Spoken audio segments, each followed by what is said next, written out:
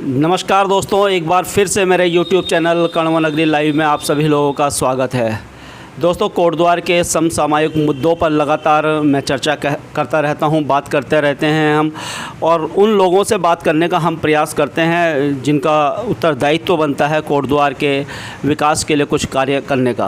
आज हमारे साथ बात करने के लिए राज्य गौ सेवा आयोग के अध्यक्ष राजेंद्र अणथवाल जी हैं। आइए उनसे बात करते हैं और कोटद्वार के विभिन्न विषयों पर भी उनसे चर्चा करेंगे। साथ ही साथ जिस गौ सेवा आयोग के अध्यक्ष हैं उनके उस विषय में भी हम बात करने की कोशिश करेंगे। सर, बहुत बहुत स्वागत है आपका। धन्यवाद।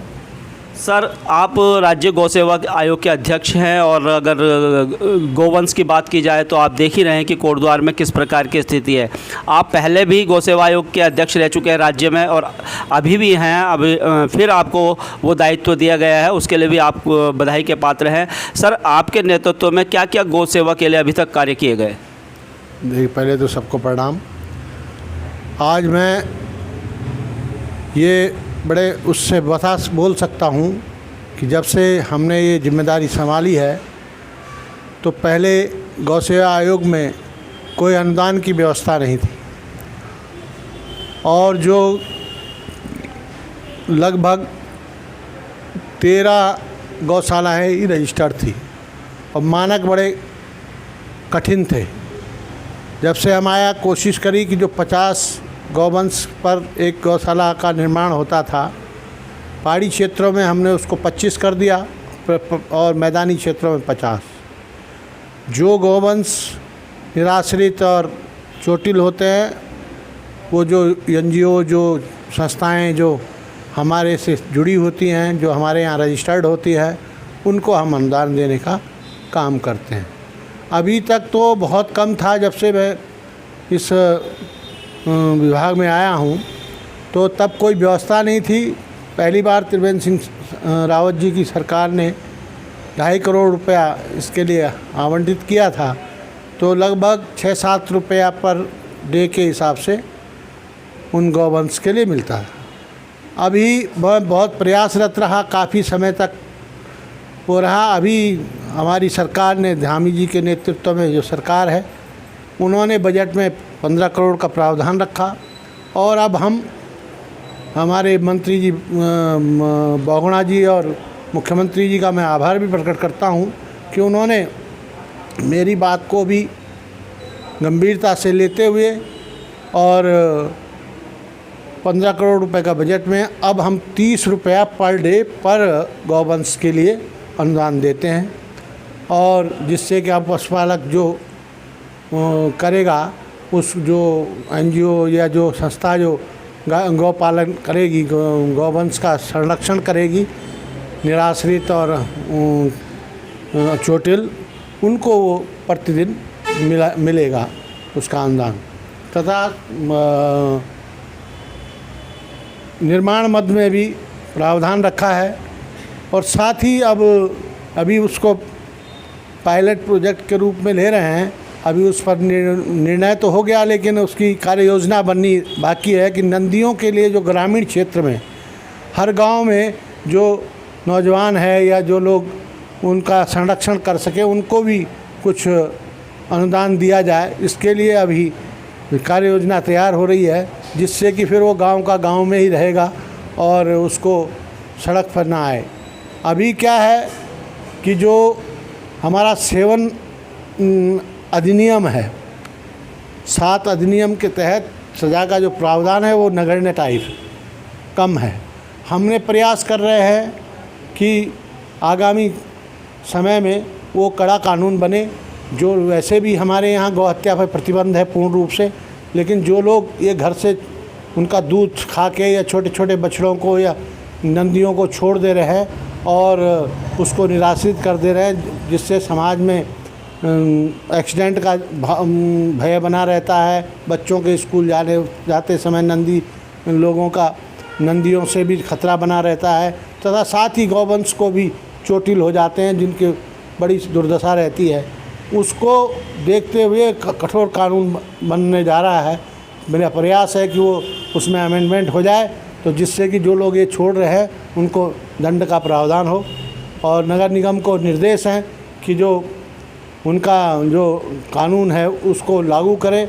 और ये नगर निगम का बेसिकल जिम्मेदारी भी है, दायित्व भी है कि वो सड़कों पे जो गौवंश है उसको कांजी हाउस या गौशालाओं में निर्माण करके उसको उसमें रखें, जिससे कि सड़क पर न रहे।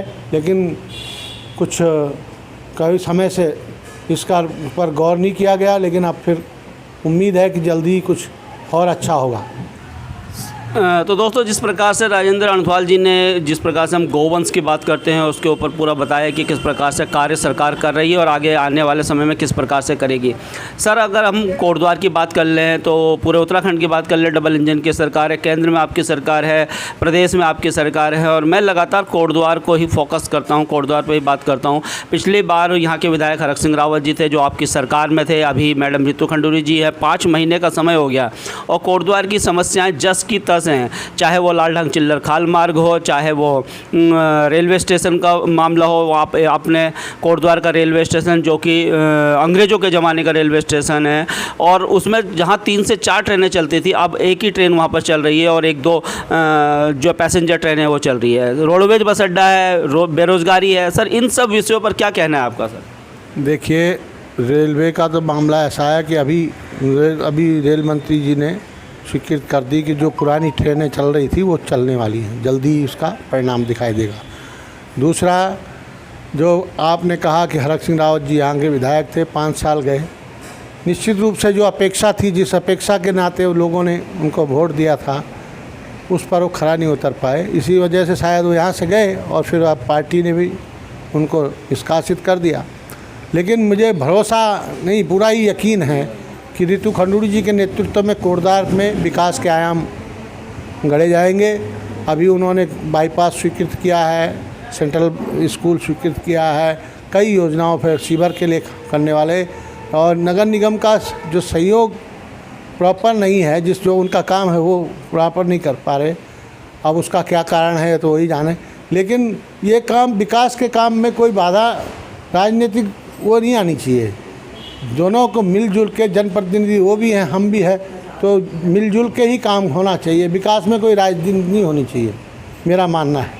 तो इसलिए अभी आने वाले समय में मैं समझता हूँ कोटद्वार को अच्छा विकास देखने को मिलेगा। जैसे जहाँ तक आपका ये जो बस अड्डे की बात है, ये तो इन्हीं को इनिशिएटिव लेना था नगर निगम को, और जो कोर्ट में मामला चल रहा है उसको जल्दी से निपटाने के लिए प्रयास करना चाहिए था, लेकिन दुर्भाग्य से नहीं हुआ। और आने वाले समय में मैं समझता हूँ कि शायद जल्दी इसका परिणाम सुखद हो। सर, आखिरी सवाल ये आपसे करना चाहूँगा कि राजेंद्र अणथवाल जी जैसे पिछली बार जो विधानसभा के चुनाव थे उसमें एक विधायक पद के आप प्रबल दावेदार थे, अभी मेयर के चुनाव होने वाले हैं, क्या आप उसमें भी चुनाव लड़ने की इच्छा रख रहे हैं? और क्योंकि आपके एक साफ छवि, अगर कुछ भारतीय जनता पार्टी के कुछ एक साफ छवि वाले नेताओं की बात की जाए तो राजेंद्र अणथवाल जी का नाम उसमें सर्वप्रथम अग्रिम पंक्ति में आता है। तो क्या मेयर का चुनाव लड़ेंगे सर आप? देखिए, मैं कार्यकर्ता हूँ, भारतीय जनता पार्टी का सिपाही हूँ। जो पार्टी निर्णय करती है उसके बिल्कुल पक्ष में रहता हूँ। मेरा विधानसभा चुनाव में 2-3 बार ऐसा ही हो गया, लेकिन फिर भी मैंने कभी उफ नहीं की, पार्टी लाइन पर ही काम किया और आगे भी यही है। लेकिन जहाँ तक मेयर का पिछली बार भी था तो महिला सीट हो गई थी। अभी यदि पार्टी चाहेगी तो हम तो कार्यकर्ता हैं, सिपाही हैं, जहाँ लगाएगी वहाँ लग जाएंगे। और चुनाव लड़ना तो कार्यकर्ता का स्वभाव भी होना चाहिए। लेकिन हाँ, ऐसा स्वभाव नहीं है कि हम विपरीत जाके करें। अपनी पार्टी को, जिसको हमने पाला पोसा है या बड़ा दर्जा दिया है, उसको हम अपने पैरों के तले रोने, तो वो तो हमारे बस का नहीं है। और ना हमारे स्वभाव में, ना हमने ना सत्ता के लिए हमने राजनीति नहीं की थी। क्योंकि जब हम इसमें जुड़े थे, जब बीजेपी भी नहीं थी, जनसंघ थी, तब से मैं जुड़ा हूँ, तो उस समय हम इस भारतीय संस्कृति को, जो नुकसान कांग्रेस कर रही थी, कम्युनिस्ट कर रहे थे, उस संस्कृति को बचाने के लिए जो राष्ट्रीय स्वयंसेवक संघ और भारतीय जनता पार्टी, भारतीय जनसंघ ने जो काम किए, उनसे प्रभावित होकर हम इसमें आए थे। सत्ता की तो कोई लोलुपता थी नहीं कि सत्ता में आएंगे। अब धीरे धीरे समाज ने और देश ने समझा कि भारतीय जनता पार्टी ठीक रास्ते पे है, ठीक काम करती है, ठीक विकास के काम करती है, सबको साथ लेके चलती है। इसलिए आज पूरे देश में पूरा वर्चस्व पार्टी का सबसे दुनिया की सबसे बड़ी पार्टी है। इसलिए हमने यहाँ रहे और आज तक लगभग 45 बरस से जनसंघ काल से और अब तक लगातार पार्टी में ही बने हुए हैं और कहीं ना कहीं सक्रिय भूमिका में रहते हैं। ऐसा भी नहीं है कि कभी आए बरसात की तरह, नाले की तरह आगे दिखाई दिए फिर अपना गायब, लेकिन पार्टी के काम में, समाज के काम में निरंतर अपना स्वभाव है, जितना अपने बन पाता है उतना करते हैं।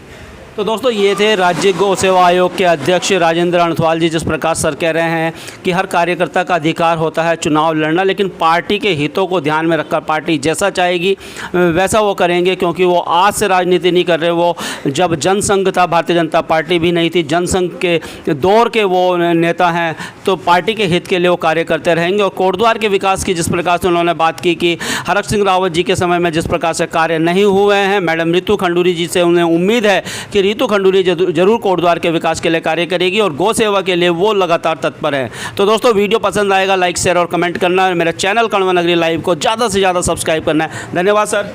धन्यवाद, धन्यवाद, आप सबका धन्यवाद।